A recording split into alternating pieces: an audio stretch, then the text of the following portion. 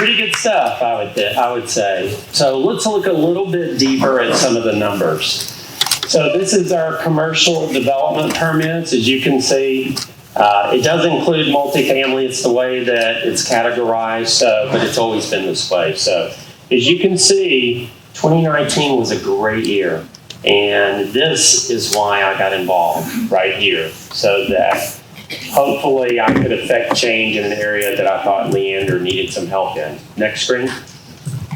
Single family development permits. Again, we are an engine that is not slowing down. It just keeps rolling, which is awesome.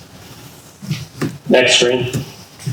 Our sales tax revenue. Again, a key indicator of how your local economy is doing.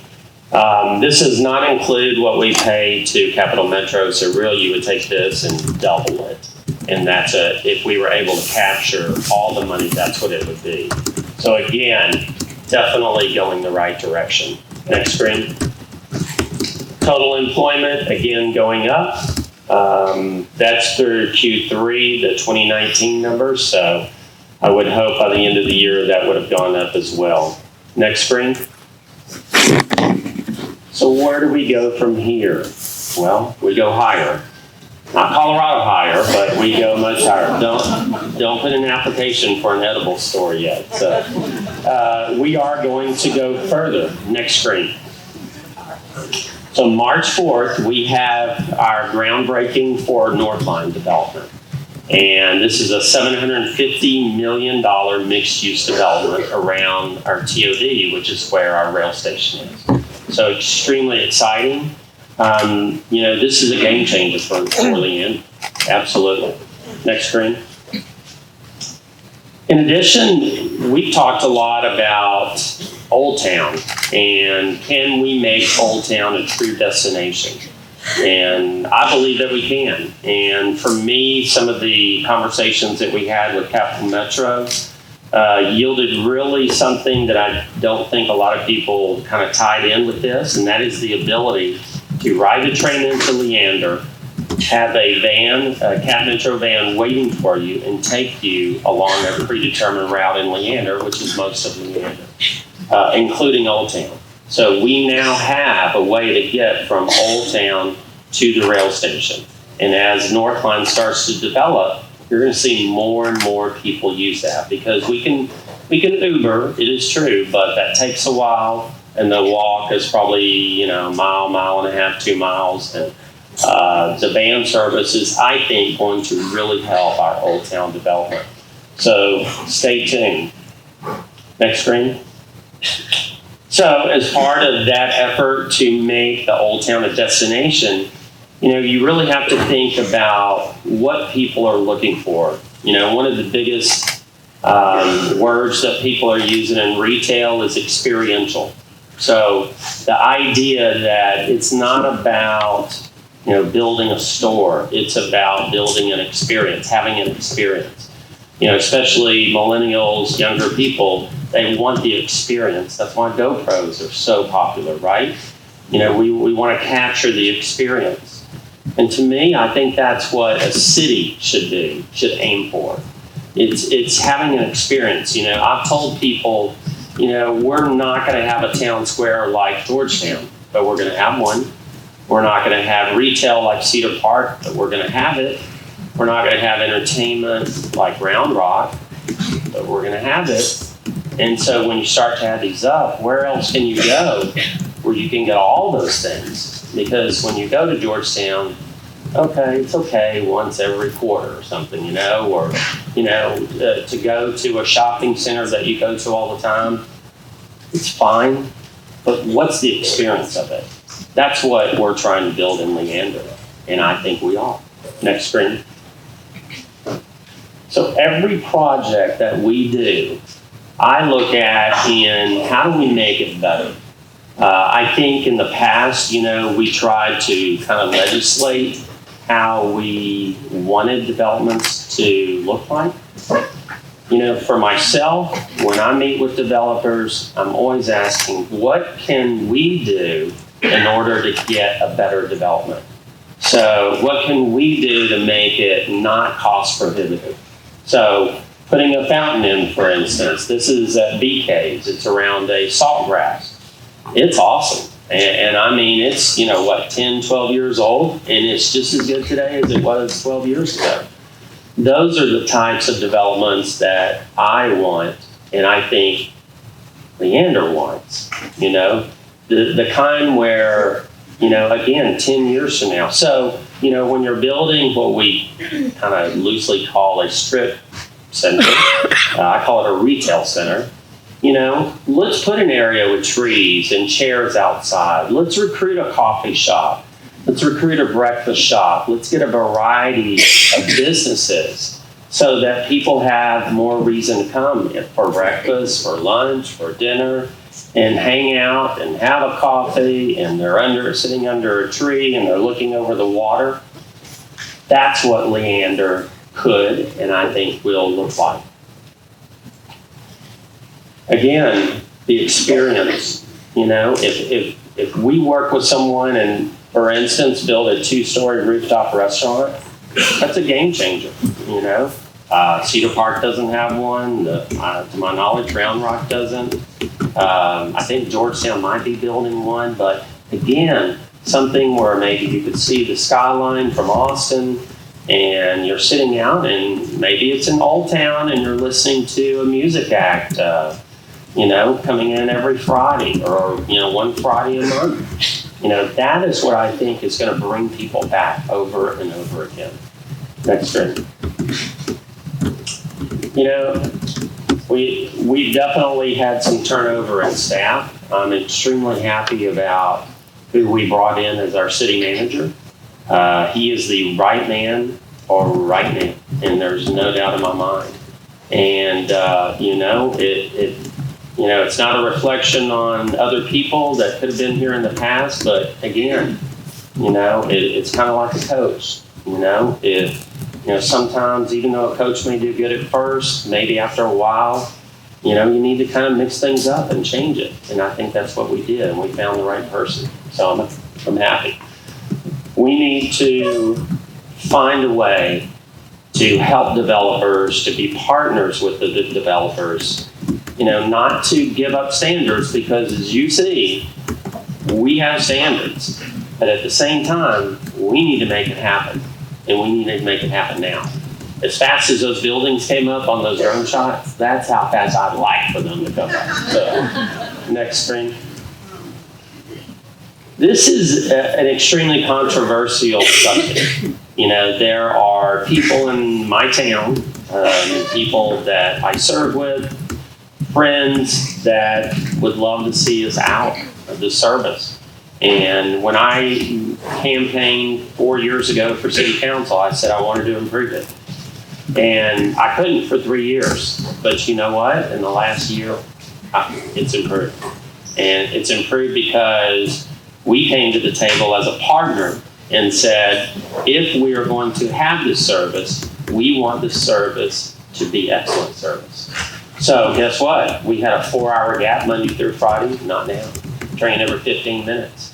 We didn't have weekend service. Guess what? We have it now. Saturday rail service. I rode it Saturday for the first time downtown. We also have a van pictured there, and as I indicated earlier, that functions like an Uber. It's $1.25. It's going to be a real benefit for our people that are handicapped, for our elderly that need to go from one place to the other, to the grocery store, things like that. And it is going to be a benefit to Leander. So, I've recently been elected to the Capital Metro Board of Directors. I'm extremely excited about that. And look, as we grow, we're projected to be 250,000 people. Let me tell you, transportation is the key issue for all cities around Austin. And we have a chance now, before those people get here, we're at 63,000 people. Let's fix it now. Let's make a system, including Capital Metro, that works well for the people that are not here yet, that are going to be moving here. So I'm excited about how far we've come in a short time.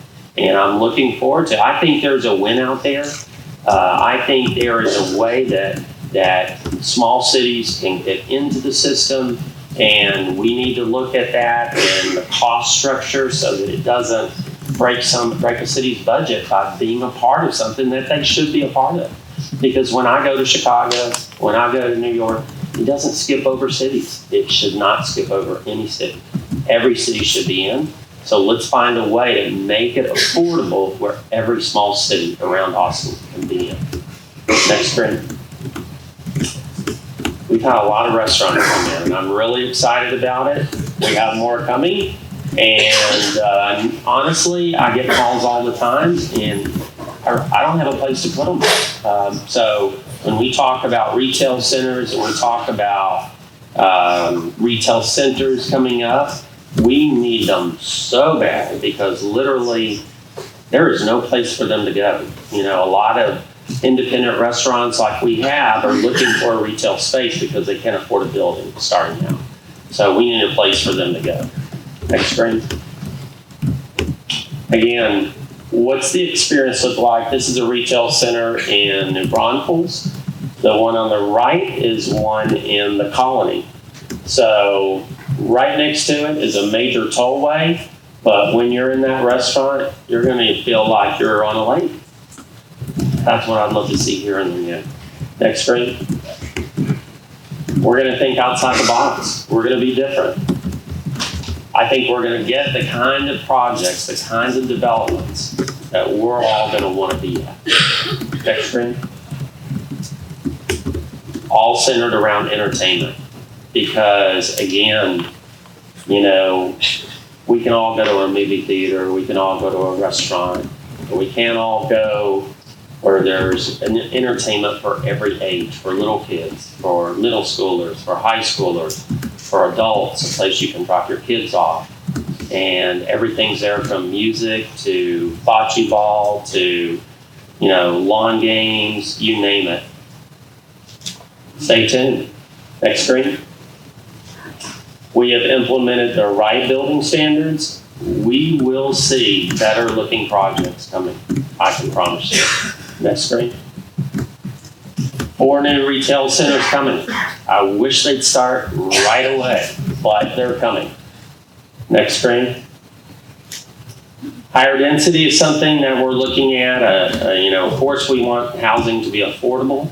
At the same time, we do have challenges like water, like roads that we have to look at and be responsible when we talk about bringing in higher density projects, even our schools. You know, should we be talking to schools about where we put a major apartment complex? Absolutely. We have a workshop coming up with LISD, and I want to do that very thing. Start communicating. Because when Jim Plain was 1,000 students and we opened Camacho and it was whatever, 500-600, guess what? It's 1,000 again. So, you know, we just can't keep just building everywhere without being strategic about where we're putting density. Next screen. New comprehensive plan coming. Again, we're going to work very hard to protect existing neighborhoods from unwanted development and make sure that new development comes in, it's in the right place. You know, I mean, we may not mind apartments, for instance, or certain types of retail. Maybe sometimes we don't want it right next to our existing neighborhood. Next screen. New City Hall. I think it's time. We have 3-4 different buildings that our staff is working out of now. And when you look at cost and you start thinking about adding on to existing structures that aren't all together, it starts to make sense to look at one location where everybody can be together. And then we can sell off some of those assets to help pay for it. So I think it makes sense, and I think that's a discussion that the community needs to have. And ultimately, it's the people's decision, though. So do we want something you know, that signifies what our city is going to be, that we're proud of for people to go to? I think we do. Next screen. Every road should lead somewhere, so take Troy Hill Road wherever you go, okay? One thing I did not get up here was In the last year, we have met and with TxDOT, and we've met with county officials, and we will be widening the highway from 183A to 35. And this will be up to 12 lanes. And I've met with major office space developers. It is a game changer for Leander. It absolutely is. So as that message starts getting out there is no reason we can't be attractive for a campus that needs access to 35, that has shipping. So very excited about that. That's all of my videos, so you're dismissed. No, I'm kidding. People ask me about a vision. Mine is simple. You know, I want a town that we're all proud of. Recently, at one of our public meetings on our new comprehensive plan, they did some of the polling for the audience. We heard things like community, friendly, evolving. The truth is we all love Leander, and we want it to succeed. And that's why I got involved 5 years ago. I believe that we are going in the right direction. This year we lowered taxes again, below the effective rate, which is a true tax cut. When I got on council in 2015, we were at 67 cents. We are below 55 now. So on a $300,000 house, that's $390 a year. It's not insignificant. We're going in the right direction. At the same time, I think as we start to see people move in, I see us a town of about 100,000 to 150,000. I think we're going to have good roads, great schools, and we're going to be considered one of the best places in Texas to live. You know, obviously we're going to have a domain-like development. We're also going to have retail centers that are nice. If the nicer we make them, the better businesses stay there. You're not going to go out of business. You're not going to drive by a retail center and see 3 empty spaces. You know why? It's because there's nothing to bring people there. There's nothing to bring people back. Let's make it different. Our festivals, I want to tell you, our festivals have become some of the biggest draws in Central Texas. I'd like to see a new festival in September called Wine Fest. In my vision, we're the capital of entertainment, with a lagoon with restaurants and water activities, several movie theaters, top golf-like businesses, and an awesome golf course with a new restaurant. School buses come to visit the dinosaur tracks and end up staying at local hotels to enjoy the amenities. I think it's a good dream, and I can assure you the foundation for all this has been started. I won't be in office, but I'll be able to enjoy it like everyone else. I can already hear the young kid in Old Town Park asking his mom who the creepy old man on the bench in the Hill Yes t-shirt is. But I also hear him say that he loves the town and that's why they live in Cedar Park. And that, ladies and gentlemen, is when Sally wakes me up and tells me I was laughing in my sleep.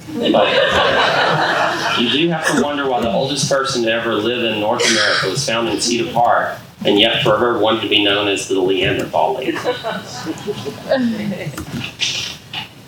So again, what is the state of the city today? This Leanderthal thinks it's pretty darn good. Thank you very much, and God bless Leander, Texas. I did want to throw out, we have a restaurant that's near and dear to me that has come in for their first meeting with the city. I can't tell you who it is. I can't say a word, so don't try to pry it out of me. I can't say. Thank you very much.